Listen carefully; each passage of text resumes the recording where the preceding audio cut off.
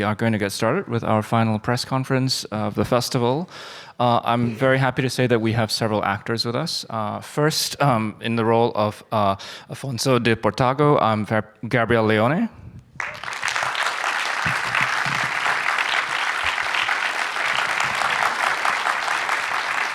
And we also have, in the role of Laura Ferrari, Penélope Cruz.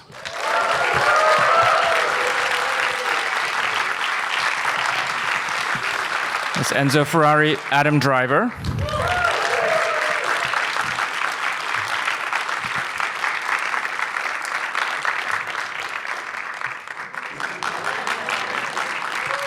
And please welcome Michael Mann.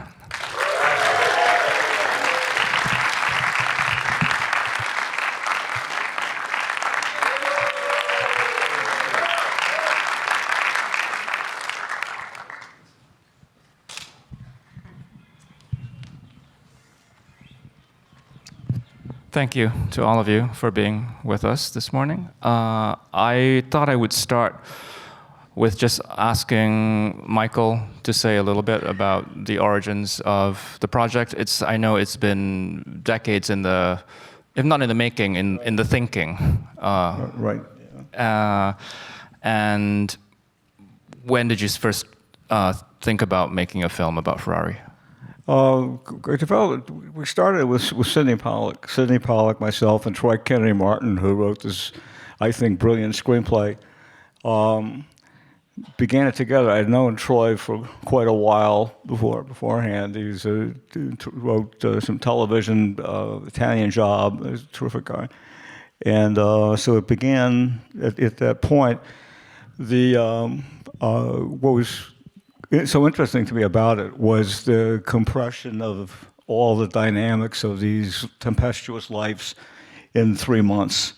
And to everything about who they were, which was all, it was the exact opposite of a linear biopic. I wouldn't have been interested in a linear biopic. So it's particularly this drama that you've just seen and its compression, which excited me.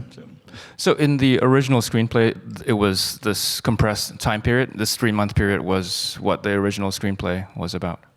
The screen. The screenplay. Yeah. Okay.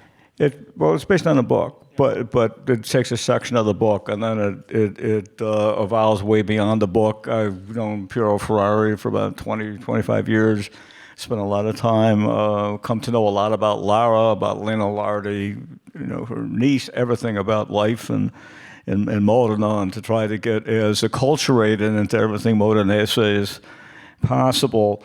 And what happened over the years is that the more specific one got into that culture and these people and their psyche, I think the more universal the whole picture became. Yeah, I'd love to hear more about that research process. I think there's a lot of detail in the film, and maybe Adam, you could speak a little bit to that as well in terms of researching a character at this very particular moment in his life. Maybe both Michael and Adam, you could speak to this. It's everything from biography to understanding who he was at 19, bereft and abject in Turin in the rain, been turned down by Fiat, with coming to a very romantic decision, which is he asks himself, who shall I be in this world, and decides to become a romantic figure of a race car driver. From that to Adam and I being in Enzo's study, which has been untouched since he died, in Piero's house, and looking at his diaries and his handwriting and the watch that he preferred. And so it's everything. It's sensorial input from objects. It's understanding the culture he's in, and having almost a tactile input from all the objects and everything all around us. So. I mean, that's it. He kind of explained it. It's just information overload, and take the things that apply to you and make sense with the script, and things that aren't. Like he would sign things with purple pens, for example, because he didn't want anyone to duplicate his signature, which to me was really helpful. It just spoke to someone who was really paranoid, and you would read some of these letters that he would write to, kings of Monaco or really established people. He didn't give a shit who they were. He was very like you'll get your car when when I give it to you. And the fact that he built a factory in Modena, of all places, which I understand before him being there was mostly textiles, but being there, you totally understand how something like that could be made. Why the light is different in Italy and that place than it is in Southern California. Reds are different. The smell of the farm nearby, all of this stuff you kind of take in and then kind of discard things that don't apply to scenes, and sometimes it just goes in subconsciously and it comes out abstractly in something else, but Michael is very big into internal life. So, I know from playing real people before, again, you take things that help and open up impulses, and you disregard things that don't. But this image of him being by after his his brother had died and his father had died, being alone, really having to forge his own path, and it being a catalyst for how he lived the rest of his life was an internal thing that we talked about all the time. And also just the mentality of a racer was something we talked about a lot, which we did by racing Ferraris and Modena and in California, to just understand that it's this myopic, prolonged focus. And then how do we duplicate that in playing him, of someone who is very much a duck, who's calm on the surface and furiously paddling underneath. And there's all of these pitfalls that are happening with, the discovery of Lena with Laura, and the company going under, and technology changing the game of racing, and him taking in all of that information and still trying to stay focused on what he's trying to do. Can you say, sorry, Michael, go ahead. Yeah, Adam touched on his paranoia and his defensiveness, which is particularly Modenese attitude, which has, for example, when he wrote his autobiography, it's called My Terrible Joy. It's not just by joy, it's by terrible joy, because no matter whatever good thing is happening, something really horrible is around the corner and somebody's trying to appropriate it from you, and that's just kind of a standing attitude. Adam talked about. He said, Italy will forgive murderers, it'll forgive thieves. What it won't forgive is success. And this is the. Adam talked about trying to just inhabit the mentality, the mindset of a racer, of racing. And I'm wondering if you can talk a little, Michael, you can say a little bit more about that. Like, how would you describe it? And I guess, how close is it to filmmaking? How close is it to filmmaking? The mindset one has to be in. I think it's close to. I think it's close to everything aspirational. I mean, there is the unique harmony when you and the machine become one, and when you get very, very good and very adept, and you're not thinking of where you are at a moment in time on the track. You're thinking one or two turns ahead, and you're just thinking of what's going to happen, and you're downshifting at exactly the same point. You're turning in and braking, and it's like flow. It's like an 11-year-old's dream of flying, and it has that unified thing. It becomes very addictive. Some very brusque men like Jean Bérat, who drives the Maserati in the beginning, described it, and the only time he ever uses florid language, he called it an ecstasy. And foolish. He was at that turn where Castellotti gets killed and observed it and wrote about it. That's how we know what happened to Castellotti, that he missed a shift from fourth to third and wound up getting killed. So that it's an addictive to something that's aspirational, and I think it's a very human value, and it's universal in the sense that we try to run faster, further, achieve more, go to the moon, whatever the limits are that are in front of us, we push outwards as a species. And I think it's my own personal theories that racing is part of that. Penelope, I wanted to bring you in. Adam talked about the importance of internal life, and I'm curious to hear you say a bit about how you approach this character and this performance. I mean, there's such a fury and an intensity to many of your scenes.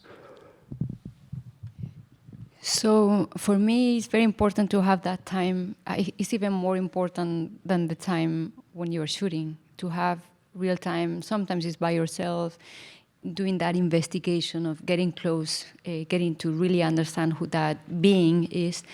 There is like added responsibility when you are playing a real person.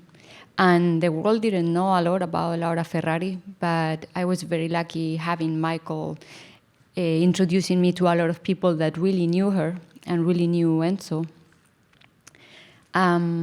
Spending time in Modena with those people, seeing the house where they lived, seeing her bedroom. There were a lot of details even in the decoration, in a lot of details in the atmosphere that explain like the kind of deep depression that she was in after losing Dino.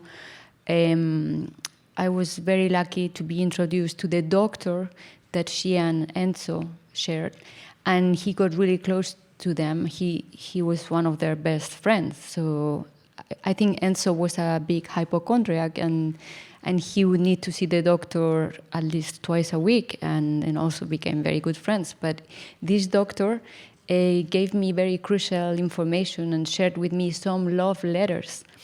He had copies of those love letters, like even from the times when everything was kind of broken and they had already lost Dino, but there was still a very big love there and respect, but also probably both of them knowing that they would never recover from what happened. But for many reasons, it was worth it for them to stay together. And I think the number one reason it's that there was still a real love. Not comfortable love, not easy, but I think they both had a great respect for each other. And also he had respect for what she did for the company from the beginning, because this is not in the movie, but it really touched my heart when Michael shared with me that at the beginning she sold like a very, very expensive bag that she had. And when Enzo was going to begin everything, she put that money there. So in a way, she was one of the first investors in the movie with him. And also he really valued her ideas and the eagle eye that she had to know when people were lying. So I'm not saying that was the only reason why they stayed together, but there was also a big, real love and huge amount of pain, and those letters were very important for me to understand who this woman was and also who he was.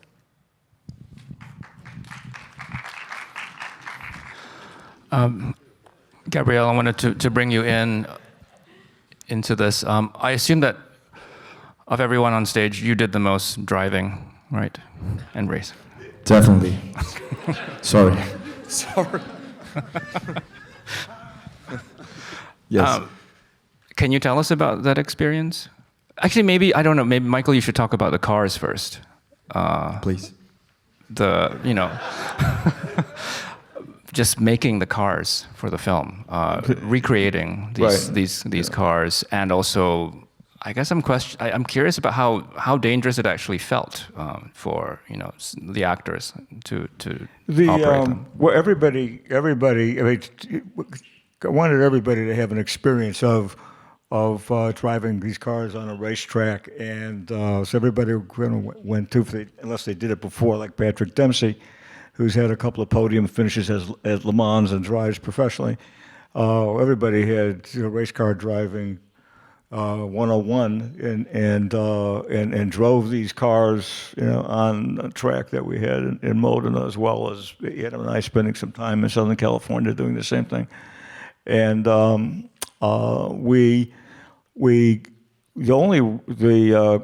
car that Beyrad drives is actual. That's an actual Maserati single-seater that's owned by Nick Mason, Pink Floyd drummer, who he races in historical races. Everything else we recreated, and which is a very, very complex engineering operation. They had to be absolutely perfect and built on a CAD computer, which they were. And they had to be safe, reliable, and go about 140, 150 miles an hour. So, and so a lot of the actors are doing a lot of driving in the picture. Yes, for me it was pretty important to have the driving experience before shooting. I think for a month or more, We were on the track with professional stunt drivers, and I said that yesterday.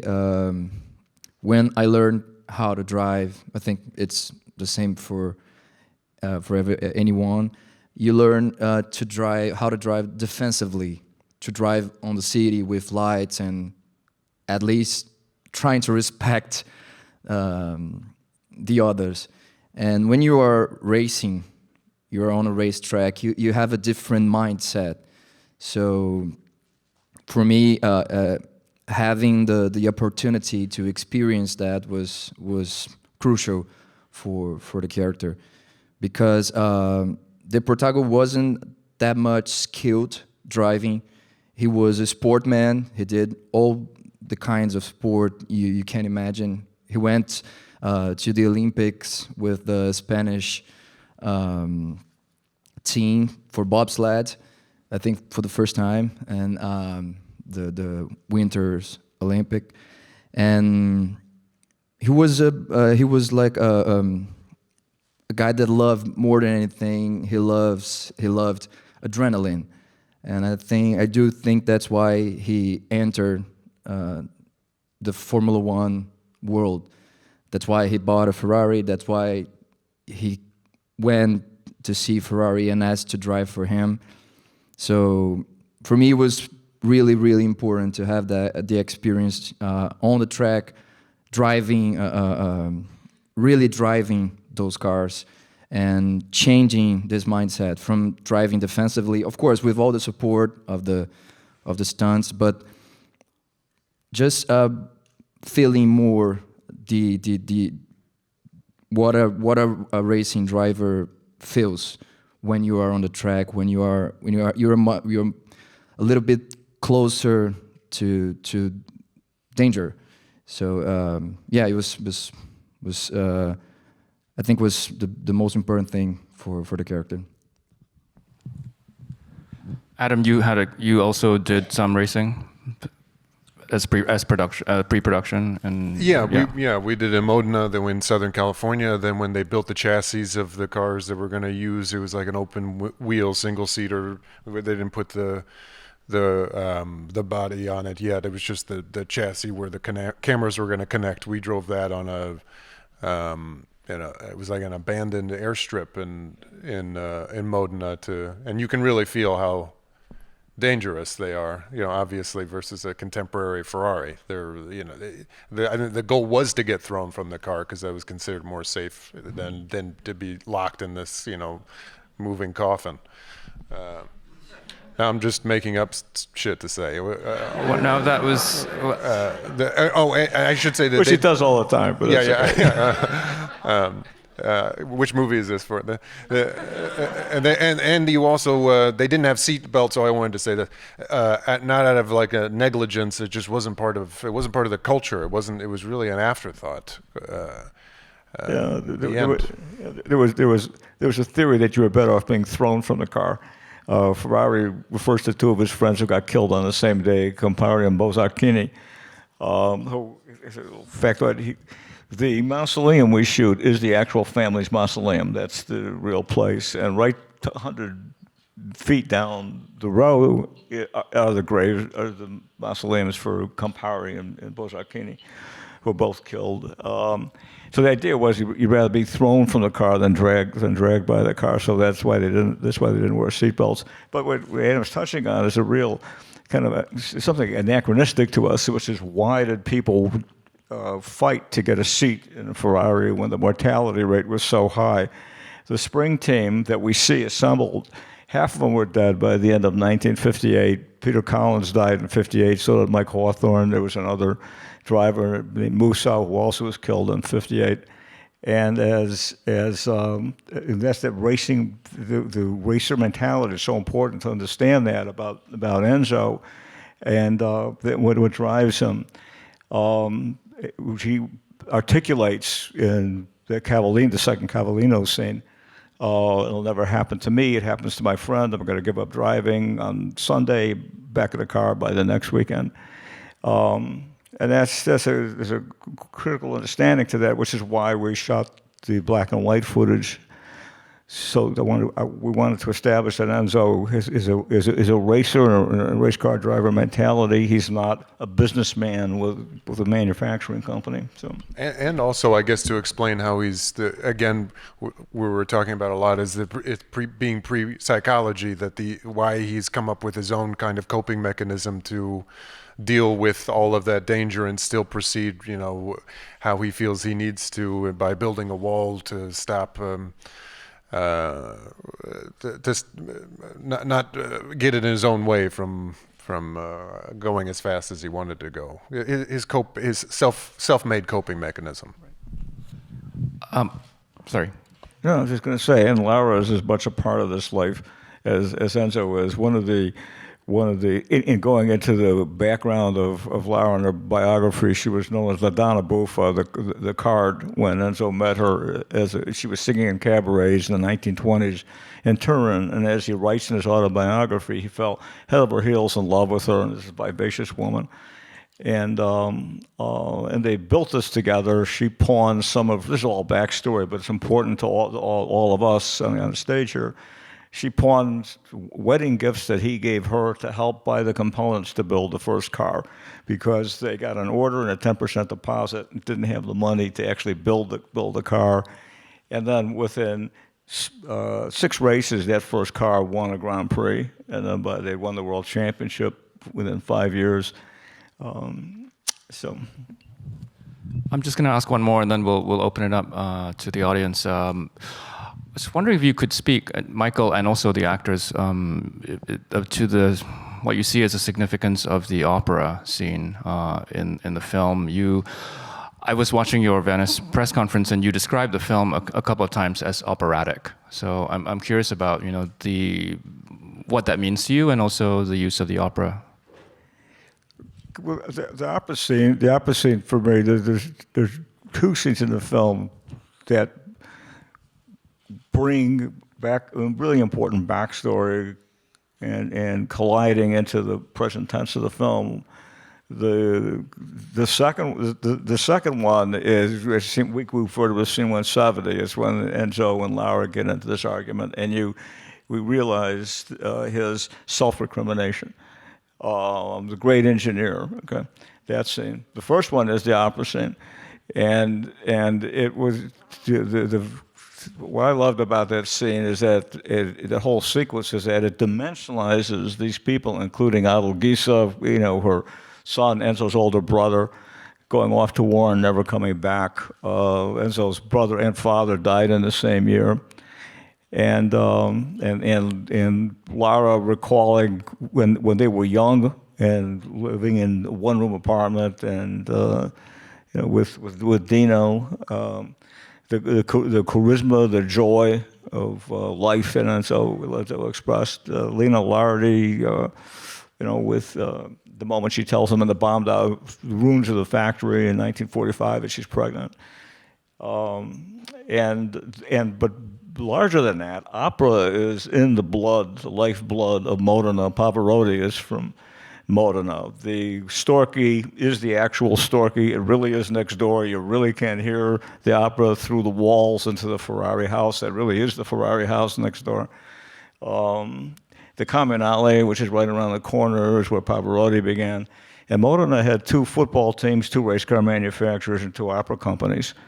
And opera was a cross-class event. Everybody went to the opera. The same people went to the football games, went to the opera.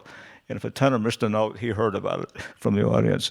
So it's a very raw, vital, expression, overlarge expression of emotion. We sit back as audience, it wafts across us and brings and generates memory, sensory memory within us, and that's the way opera works. There's also another irony which I'll get into, which has to do with that aria and Traviata and also the lives of Enzo and Lara. But anyway. I don't know if either Adam and Penelope wanted to add to that. For me, it was a very emotional scene to shoot because, Michael just left the music playing and just go into your own travel with your imagination about the the good moments that you had together as a couple and with Dino, and left the camera rolling for, I don't know, 20, 30 minutes. And it was like a very important moment for me, where I also discovered a lot of things about her. And also, you know, once again, there is an event that changes even more her life. You know, I'm discovering that there is a new family, that he has another son. Now she has to get strength from, I don't know where, but she gets it. But it's a very hard thing to deal with when you are already in such a state of pain and sadness and desperation, to see that there was more and you didn't know. And maybe you are one of the few people around in your environment that doesn't know about this reality that your husband is having, actually another full family. So it's a very, very important scene for that reason, a scene with no dialogue, but that says so much. All right, we will take a few questions. All right, we can start here in the front row.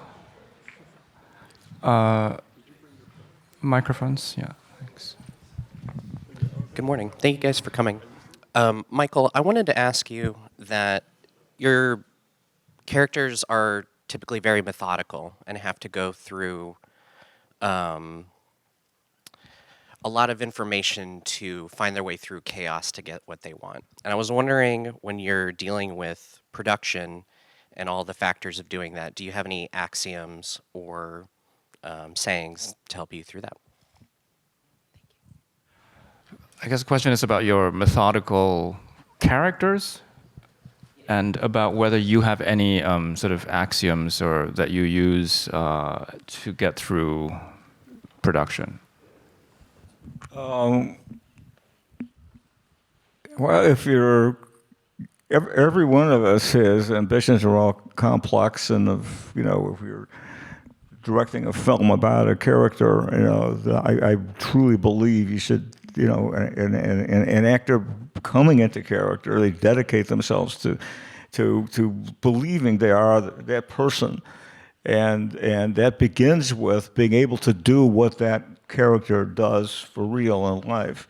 And I believe audiences are quite brilliant. We're perceptually smarter than we even realize. We pick up everything.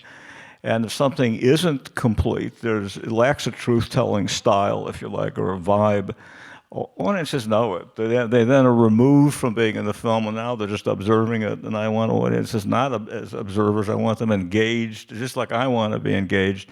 And then I've come to believe that that is an accumulation of actionable, not gratuitous, but actionable, method and detail. And Jimmy Kahn, he really can open a safe, and Adam really can run a car company. This is drive a car. And Lara really is a CFO and is a forceful, So all of and we do this work, it's not work. I mean, we probably are all the same school, saying, why would you want to do it any other way except do the deep dive, So we do it. Great. Yeah, we'll go to, all right, over there. Yeah. Thanks. You mentioned that Modena has a history in the textile industry, and I was wondering about the clothing for Enzo. Did he have his clothes made in Modena? Did you use any of that local fabrics for his yellow sweaters and his very engineered clothes? It's a costume question. A costume question. I don't mean this is pejorative sense. The costume, when all of us put on clothes, we feel a certain way, and you want to be putting on that period wardrobe, and so that's terribly important. The true richness to me is in being in Penelope being Lara and Gabriel being Di Portago and Adam being Enzo, and the clothes can make you feel a certain way. Color-wise, you know, there's monochrome through this film because it's the importance. If you think about Lara's bedroom, you know, it's all of one color. I mean, Enzo's bedroom, when Lara walks into it and Enzo's there, it's all one color, and that's because I want your attention focused on what's happening on these two actors' faces. So, and Di Portago, we know from a lot of historical pictures how he dressed. He was described as looking like Marlon Brando from The Wild One when he gets off the train, and he's seventh in line for the Spanish throne, but his demeanor was like that. So that was very particularly modeled on the historical Di Portago. Yeah, right there.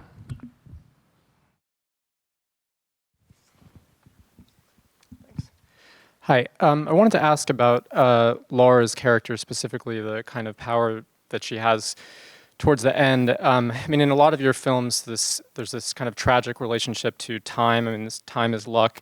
There's some sense in which, at the end, Laura seems to kind of, often it's men who have this kind of tragic relationship to time in your films, but it seems like here, Laura, specifically at the end, when she, you know, offers to use the money in this way, no conditions except. Anyway, I'm just wondering if you could talk about her in that moment and what kind of power, what kind of sort of responsibility she takes on. I don't know, Penelope, do you want to address that? Or? But I think it's for Michael, right? It's right. Okay. Either. So, for me, I feel he gave me such a great treasure, you know, with this character that represents so many women in history and still today in so many places around the world.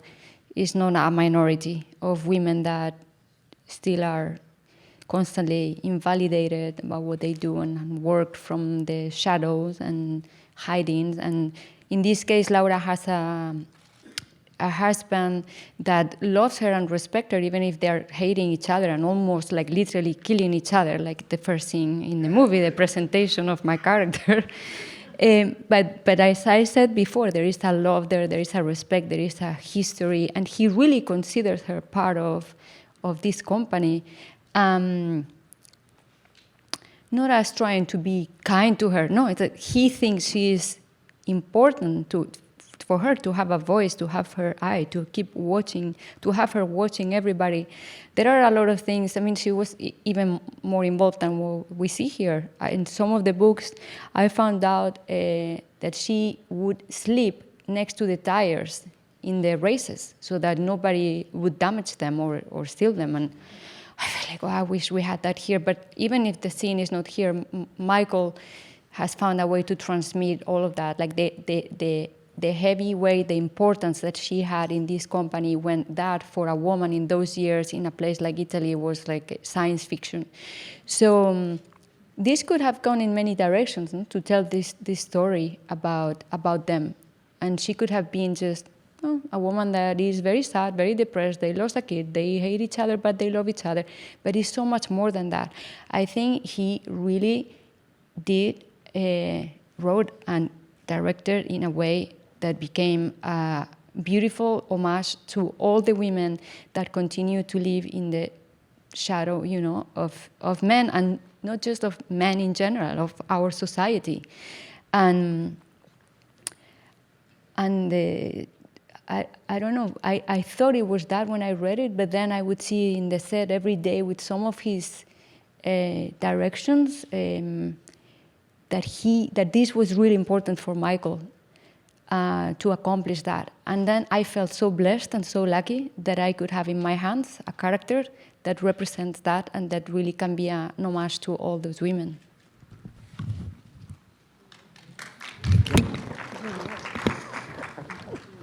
Okay, we're going to have time for one final question. Yeah, right here.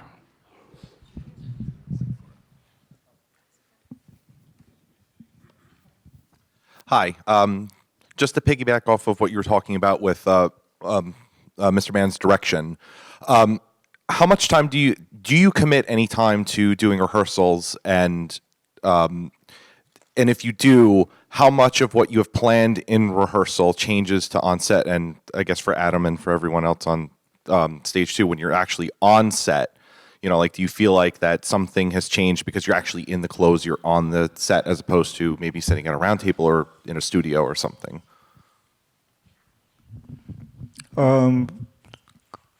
We do a lot of work in advance of rehearsals, getting into characters, a certain art, and designing a curriculum that's going to help, bring an actor. We're going to help an actor bring himself into character, herself into character, and it's different for every actor, by the way. There is no one school of this. Every actor comes from a different school, but there's a lot of design of experiences that are going to be meaningful. Adam and I going into the Classique division and having somebody take a V12 engine, a Lampredi engine, turn it upside down and showing us really how this works. And it's like looking into the inside of a switch watch. Or Penelope and I going into the bedroom that Laura spent the last year and a half of her life in, never leaving, and seeing this wallpaper that was insane and just took our breath away, and we knew what was the significance of it. It was like an evocation of who she was in the 1920s, and this is how she was living in the 70s. So it's those kind of things, but then it's also, the history and very complex, sometimes very complicated stuff about the psyche, sociology, value systems, authority, what are the authority structures culturally, all of that. But in the rehearsals, it's my belief, I never like to take rehearsals to the point where it's something I wish I was shooting. So we always try to stop, and we just kind of sketch it in, because the magic happens. You want the magic to happen on the set on take 5, 6, or 7, not 3 weeks earlier. So that's it. I'm afraid we are out of time, but actually, no. Okay, no, sorry. Except for that one. You sure? Okay. Are you sure? Oh yeah, no, I'm good. Okay. Yes, he does. All right. We do have to wrap it up, and I want to thank all of you for the film and for being with us today. Thank you.